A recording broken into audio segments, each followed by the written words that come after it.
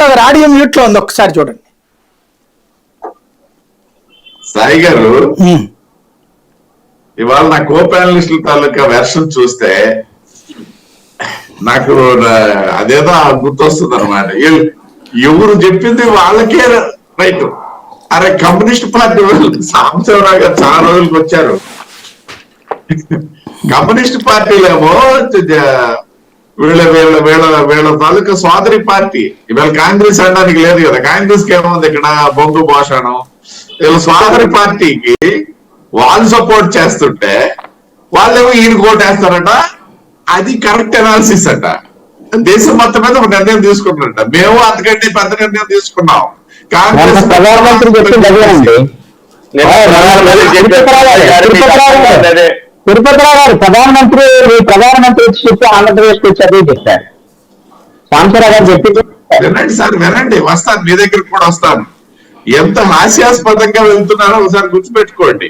ముందు నేను కృష్ణాంజనేయులు గారు తొందరపడుతున్నారు, మాట్లాడారనే చెప్తా. తిరుపతి గారు ఒక్క నిమిషం మాట్లాడినా, తిరుపతి గారు ఒక్క నిమిషం మాట్లాడినా,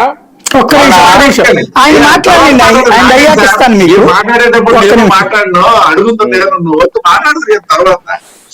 సాయి గారు మీకు టైం ఇస్తారు, మీకే ఇవ్వాలి అసలు. అయితే సాయి గారు కృష్ణాంజనేయులు గారేమో ట్విట్టర్ తీసుకొచ్చారు. అరే సాక్షాత్తు చిలకలూరుపేట ఈ రాష్ట్రానికి మధ్య ఉన్నటువంటి ప్రాంతం దగ్గర లక్షలాది మంది జనాల దగ్గర ప్రధానమంత్రి గారు ఏంటి మాట్లాడారు, చంద్రబాబు నాయుడు గారు ఏంటి మాట్లాడారు, లేకపోతే పవన్ కళ్యాణ్ గారు ఏంటి మాట్లాడారు అనేది కాకుండా వాళ్ళు ఏమీ మాట్లాడలేదండి. ముగ్గురు కట్టి చేతులు పట్టుకుని నిలబడ్డారు ఎన్నికల సమయంలో. అది పెద్ద సంకేతం వదిలేసి ట్విట్టర్ కుయ్యమని కుయ్యలేదని చెప్పేసి మనకి కృష్ణాంజనేయులు గారు అండి. సరే పోనీ వదిలేద్దాం ఆయనకి. ఇంకొకటి ఏంటంటే ఇప్పుడు మేము ఖచ్చితంగా డెఫినెట్ గా ఒక దాంతో మాత్రం ఆయన ఏకేపిస్తాం. నేను మొదటి నుండి చెబుతున్నా, ఈ రాష్ట్రంలో ఏదో ఒక ప్రాంతీయ పార్టీ తినకపోతే భారతీయ జనతా పార్టీ అధికారంలో రావడం నేను దానికోసం అనేది కట్టుబడి ఉంటాను. అది వైసీపీ అవ్వచ్చు, లేకపోతే తెలుగుదేశం అవ్వచ్చు.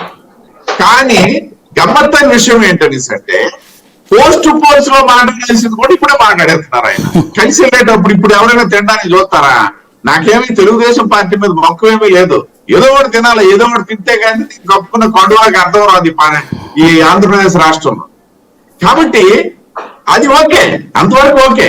పోస్ట్ పోల్స్ లోనే వీళ్ళు ఏదో చేస్తారు, గెలిచిన తర్వాత ఓడిన తర్వాత అనేది విశ్లేషిస్తే అది ఒక అర్థవంతంగా ఉంటుంది. ప్రీ పోల్స్ లో మేము కలిసట ప్రధానమంత్రి గారు వచ్చిన తర్వాత మళ్ళీ సెకండ్ థాట్ పెట్టుకొని కార్యకర్త ఎవడైనా పనిచేస్తారండి, గెలిచినా ఓడినా థర్డో పేడో తేల్చుకుంటాం అంతే. తర్వాత మీరు అన్నది డెఫినెట్ గా నేను యాక్సెప్ట్ చేస్తాను. ఏదైనా జరగవచ్చు, ఎక్కడైనా జరిగాయి కూడా, జరగలేదని కూడా నేను చెప్పను. ఒకటోది. రెండోదండి, మా వీరశంకర్ గారు కూడా ఏదో ఇళ్ళలగానే పండగ అయిపోయింది, పండగ అయిపోవాలన్నట్టుగా మాట్లాడుతున్నారు. ఇంకా మేము అక్కడ కలిసాము, ఇంకా 45 రోజుల పాటు దాదాపు ఎన్నికల ప్రచారానికి సమయం ఉంది. సబ్జెక్టివ్ కండిషన్ 52 రోజులు ఎంత ఉంది, అందులో పోనీ ఒక 10 రోజులు అటు ఇటు పోయినా సరే ఒకే వేదిక మీద, మొదటి వేదిక మీదే అన్ని రాష్ట్ర ప్రజలకు వినిపించవలసిన ఆవశ్యకత ఏమీ లేదు. ఆ సందర్భము ఆ సమయము వచ్చినప్పుడు దేనికి సంబంధించిన, పైగా మొన్న 17వ తేదీ సమావేశం కూడా మేము కలిసాము అని చెప్పి అనౌన్స్ చేసిన తర్వాత with in the one week subject to correction 6th day, అది 6th డే మేము 6వ రోజు నాడు